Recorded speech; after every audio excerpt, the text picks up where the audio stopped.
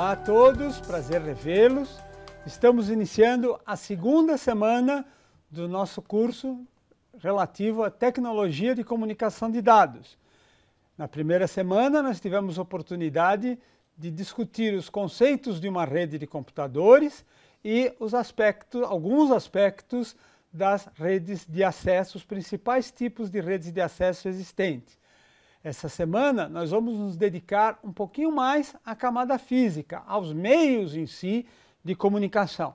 Teremos dois vídeos, esse primeiro dedicado às redes com cabeamento metálico e um segundo dedicado ao cabeamento óptico, com a fibra óptica especificamente. Eu espero que vocês acompanhem o curso, depois leiam o material recomendado, tem muita informação interessante, muita coisa que vai complementar aquilo que nós dizemos aqui, que obviamente temos um tempo limitado para estar transmitindo essas informações para vocês, tá bom? Bem, quando a gente fala em redes, né, redes locais, redes do tipo Ethernet, o meio de comunicação bastante comum, já não sei dizer se é o mais comum, porque o wireless está crescendo muito, é o cabo UTP. Todos vocês já devem ter visto aquele cabinho azul. Se você abrir ele, ele tem 4 pares de fios lá dentro, tá? Às vezes ele é blindado. Blindado é mais raro, a maioria das vezes não é blindado. Nesse caso ele se chama UTP, Unshielded Twisted Pair, significa par trançado não blindado, tá? Mas existem diversas variações. A gente vai falar um pouquinho mais sobre esses meios, suas características. Além do cabo UTP e da sua versão com blindagem, que é o cabo STP, nós temos também os cabos coaxiais. Hoje em dia, um tanto quanto em desuso para redes locais, mas a gente mencionaremos rapidamente suas principais características para dar uma visão um pouquinho completa aí deste assunto, tá bem? Então, falando sobre os cabos em si, sobre os meios de comunicação em si, os cabos são o que nós chamamos de meios guiados. O sinal só viaja dentro do cabo, né? Eu estou fazendo aqui este vídeo, estou gravando esse vídeo, estou ali na minha frente e tem uns cabos lá. O sinal está lá, não está aqui, tá? Não estou chegando. Mesmo que eu tivesse um computador aqui, não teria como receber esse sinal. É diferente dos meios não guiados, como é o caso do ar, do vácuo, onde o sinal está em toda parte. Se eu tiver aqui dentro uma transmissão Wi-Fi, eu posso receber esse sinal da rede Wi-Fi em qualquer ponto que eu esteja. Se eu vou entender ou não é outra discussão, porque o sinal pode estar criptografado, pode estar codificado para evitar recepções não desejadas, tá? Mas isso é outro problema. Como falei para você, nós vamos falar aqui dos meios guiados nessa aula, principalmente dos cabos, que podem ser UTP ou STP, sem blindagem ou com blindagem, unshielded ou shielded. Tá? Esses cabos eles foram padronizados, eles não são qualquer coisa. Quando a gente compra um cabo, nós sabemos como ele vai funcionar, porque existe um padrão que define esse tipo de cabo. Esse padrão é a recomendação EIA-TIA 568, atualmente na versão C, talvez já tenha saído até uma nova, tá? E o documento ISO 11801. Esses cabos são definidos em categorias. Atualmente as categorias mais importantes, que têm ainda alguma utilização prática, são a categoria 3, ninguém usa mais, está meio obsoleta, mas ainda se fala bastante dela, que tem uma capacidade de transmissão de 10 megabits por segundo. A categoria 5, que tem uma capacidade de transmissão de 100 megabits por segundo. E a categoria 5E e 6, que tem uma capacidade de transmissão de 1 gigabit por segundo. Em geral, para 1 gigabit por segundo, a maioria das instalações prefere o cabo categoria 6. Mas o cabo categoria 5E também foi definido pensando-se em taxas de transmissão de 1 gigabit por segundo, tá bom? Existe também a categoria 6A, um cabo mais robusto, mais grosso, um pouquinho mais caro também, né? não tem jeito, que permite taxas de transmissão de 10 gigabits por segundo. Tá? O 3E está trabalhando numa versão em par trançado para a taxa de 40 gigabits por segundo. Provavelmente a gente vai ter uma nova categoria de cabos que é capaz de suportar essa grande taxa de transmissão de 40 gigabits por segundo. Existem redes mais rápidas, velocidades mais altas, mas acima disso sempre a gente usa fibra ótica como meio de transmissão. Nós vamos falar sobre fibras óticas na sequência. Utilizando o cabo, nós construímos um sistema de cabeamento. O cabo não é instalado aleatoriamente, tem regras, tem padrões. Esse conjunto de regras é definido na recomendação EIA-TIA 568, recebe o nome de cabeamento estruturado. Tá? A ideia é, se você seguir as regras, no mesmo cabo você pode usar diferentes tipos de equipamentos. Eu faço uma analogia com a rede elétrica. Você entra numa casa, entra numa sala, num escritório, um local onde você nunca esteve. Você vai encontrar uma tomada na parede. Você sabe o que tem naquela tomada. Vai ser uma tensão elétrica de 110 ou 220 volts com 60 Hz. É o padrão brasileiro. Em outros países isso poderia ser alguma coisa diferente. Tá? O que você vai ligar naquela tomada não importa muito. Desde que você respeite as regras, não queira ligar também uma máquina com um consumo gigantesco de potência, vai funcionar. Você pode ligar um televisor, você pode ligar um liquidificador, pode ligar um aspirador de pó, o que você quiser naquela tomada. A tomada é genérica. A mesma coisa acontece no cabeamento estruturado. Você entra numa sala, você entra no escritório, você vê uma tomada com conector na parede. Você pode ligar ali um telefone, você pode ligar ali o seu computador, você pode ligar ali um equipamento de vídeo, você pode ligar um sensor que você vai conseguir transmitir os seus dados e recebê-lo corretamente ou trocar esses dados corretamente com os outros computadores que estejam interligados em rede, tá bem? Naturalmente, para que isso seja possível, nós precisamos de vários padrões, muita coisa tem que ser ajustada, muita coisa tem que ser acertada. Então existe uma série de padrões que estão listados aqui, vocês leiam aí com amor e carinho, né, que todos eles em conjunto permitem a definição do sistema de cabeamento estruturado. Tá? São documentos grandes aí, cada um deles tem umas 100, 150 páginas, mas no conjunto todos eles permitem construir um sistema de cabeamento de acordo com as regras do jogo. Tá? Existe também uma padronização brasileira a respeito. Vocês pensaram que não tinha padrão por aqui? Tem sim, ó. É NBR 14565. Inclusive eu tive a oportunidade de trabalhar na elaboração dessa norma. Tá? Ela fala sobre projetos de cabeamento estruturado. Ela não substitui as normas que nós vimos anteriormente, mas ela define como deve ser feito o projeto do sistema, como ele deve ser documentado, quais são as informações que devem estar ali contidas, quais são as tabelas, os diagramas, os gráficos que devem ser apresentados num projeto. O que está escrito aqui é a definição do sistema de cabeamento estruturado. Como vocês podem ver, é um sistema genérico, pode ser usado para qualquer tipo de serviço de telecomunicações, é um sistema padronizado, né? Não importa quais sejam os componentes, de que fabricantes você está usando, eles vão conseguir cooperar entre si para obter o objetivo de integração da rede.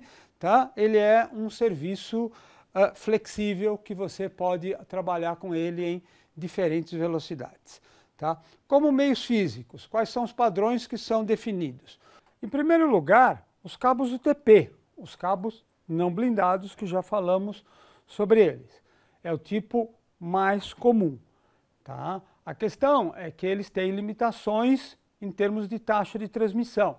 Por isso, quando nós queremos taxas de transmissão mais altas ou ambientes muito ruidosos, nós utilizamos os cabos com blindagem, que existem em 3 variedades. O STP, que é o mais sofisticado, ele tem uma blindagem individual de cada par e uma blindagem do conjunto do cabo. O FTP é mais simples, ele só tem uma blindagem do conjunto do cabo, geralmente uma lâmina de papel alumínio bem fininha. E o SCTP só tem a blindagem individual, não tem a blindagem do conjunto. Quando o efeito de ruído é muito forte, quando tem muito problema de ruído, a gente pode usar também, em algumas situações, cabos coaxiais. Depois tem uma figurinha que mostra como é construído o cabo coaxial. E, né, em outras situações, a gente usa as fibras ópticas. A fibra óptica é um meio de alta capacidade de transmissão, totalmente imune a ruído.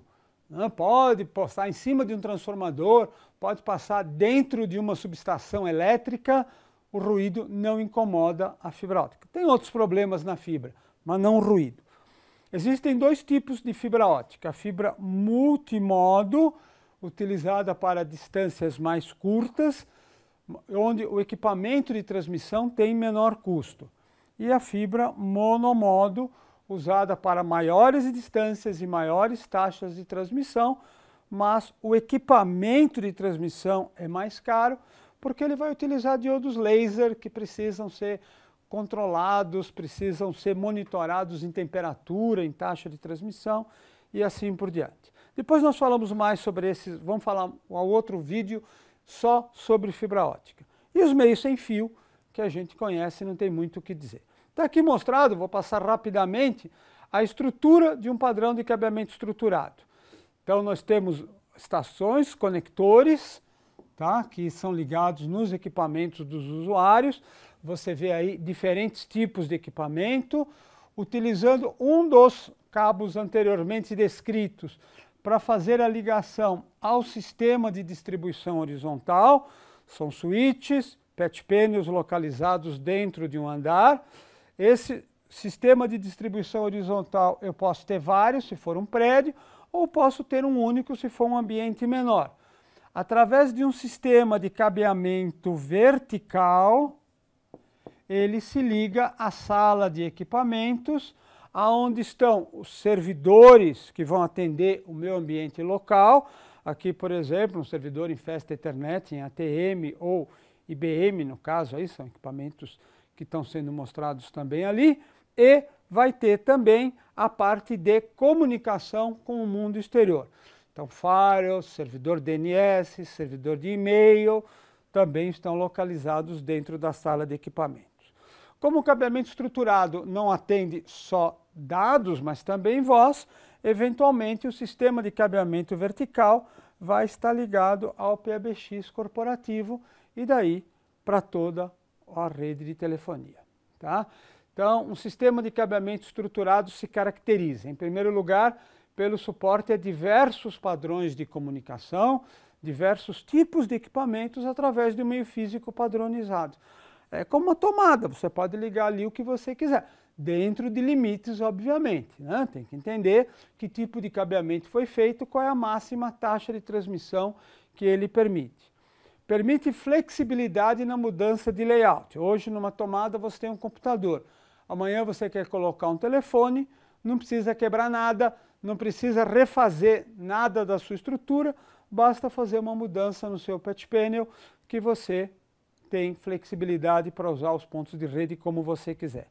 Possui uma arquitetura aberta, permite a interconexão de diversos produtos de diversos fabricantes. Você pode comprar o cabo de um fabricante, o conector de outro, e com qualquer placa de rede eles vão funcionar, porque as interfaces foram todas padronizadas e aderem a padrões internacionais.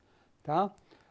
Mostrando a filosofia como um todo, então você vê aí, em primeiro lugar, a área de trabalho, onde estão os equipamentos dos usuários, tá? O cabeamento horizontal, que vai dentro de um andar até o armário de telecomunicações do andar, onde eu já posso ter alguns equipamentos. Normalmente eu tenho switches, tá? Em alguns casos posso ter roteadores, o cabeamento vertical, tá? E a sala de equipamentos, onde você vai ter os principais servidores e o acesso à rede externa.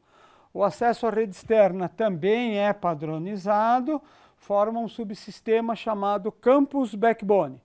E o último subsistema do cabeamento estruturado é a documentação, que permite administrar e manter todo o ambiente configurado de uma maneira bacana, de uma maneira coerente e sabendo o que está ligado no que, para ser fácil e seguro fazer mudanças dentro do seu equipamento. Tá? O pessoal pergunta sobre cabo coaxial. Né? Cabo coaxial não é tão raro assim de você ver. A maior parte das antenas de televisão, por exemplo, ainda usam cabo coaxial. Muitas vezes, quando você vai fazer a ligação de um cable modem com o seu aparelho de televisão, ele usa cabo coaxial. Essencialmente é um sistema que tem uma veia de cobre central, tá? A espessura dela vai depender da aplicação que você quer utilizar. Um dielétrico que faz a isolação dos componentes e uma malha de cobre, aqui no caso, né? Onde você tem a diferença de sinal que está sendo transmitido entre o núcleo central e a malha de cobre. Quer dizer, você vai ter aqui uma diferença de potencial V que se propaga ao longo do cabo coaxial. A isolação externa é uma proteção de todo o conjunto. Se você pegar qualquer tipo de cabo coaxial e cortar, abrir, descascar as camadas dele, você vai ver esses 4 elementos. Em redes locais se usam, hoje em dia são menos usados, mas o UTP é de longe o favorito da maior parte das implementações. Ninguém vai usar cabo coaxial se você puder usar o UTP. Mas foram propostos 2 tipos de cabo. Na rede Ethernet original era usado um cabo chamado Yellow Cable. O nome Yellow Cable é porque havia uma norma americana que não tem nada a ver com rede, era uma norma de instalação física de sistemas elétricos em edifícios, que previa que esse cabo tivesse capa amarela, para distingui-lo de outros cabos que são usados para outras finalidades. Daí o nome. Ele também é chamado de, esse tipo de rede também é chamada de ThickNet, o cabo grosso, ou Thick Cable, tá? Porque ele tem espessura de um dedo, mais ou menos, 1,2 centímetros de diâmetro. Tá? E se você ver o cabo na mão, vai ver que essa veia de cobre central é bem grossinha, é um fio de 2, 3 milímetros de diâmetro. Esse cabo permitia instalar uma rede com 500 estações e com distância de até 2 quilômetros. O problema é que ele era caro. Não só o cabo, o conector era caro, que ia fazer essa ligação, precisava de ferramentas especiais, não era qualquer um que fazia. Então surgiu a proposta de trabalhar com outro cabo mais simples, mais barato, de mais fácil instalação, numa rede conhecida como ThinNet, ou Thin Cable, o cabo fino, e a rede também é conhecida como CheaperNet, a rede mais barata. Tá? É um cabo coaxial também, tem núcleo, tem blindagem, tem isolação, igualzinho aos outros, só que ele é bem mais fino, bem flexível, né? Fazer um conector com ele é bem mais fácil. Mas a desvantagem é que você só pode ter uma rede com 100 estações, tá? Numa distância de 186 metros. Perdão, 100 estações não, 30 estações, eu falei errado. Tá? 30 estações numa distância de 186 metros. Tá? E, né, pelo fato de você utilizar um conector mais barato também, uma instalação mais simples, ele dava mais problemas, ele apresentava mais dificuldade na sua instalação. Isso aqui são padrões antigos, estou falando apenas para mencionar, né, que existe, que pode ser usado ainda, que em alguns casos pode ser interessante usar esse tipo de tecnologia. A grande novidade veio na fibra ótica, mas isso a gente vai falar no próximo vídeo. Não percam, por favor, tá bom? Agradeço a atenção de vocês, espero que tenham gostado dessa apresentação, apesar dela ser relativamente rápida. Tem muito mais material disponível, tem um vídeo aí sobre cabeamento estruturado específico. Eu tinha esquecido esse slide aqui, ó, inclusive. Ó. Deixa eu só terminar aqui, que tem o cabo UTP, tá? E o cabo STP, as duas configurações. Aqui claramente você vê a blindagem individual e a malha protegendo o conjunto do seu ambiente. Tá? Desculpe, eu tinha esquecido de mostrar esses 2 slides, já tinha falado bastante do UTP, não me lembrei que tinha também esses 2 slides no final. Basicamente, esses são uma exposição dos meios físicos cabeados. No próximo curso, como já disse, vamos falar das fibras ópticas e aí a gente vai ter ver um meio de maior capacidade de transmissão. Leia o material, tem aí um artigo da Wikipédia indicado sobre cabeamento estruturado, que é muito interessante, tá? E venham para o fórum de discussão para a gente trocar ideias a respeito. Muito obrigado, até o próximo vídeo.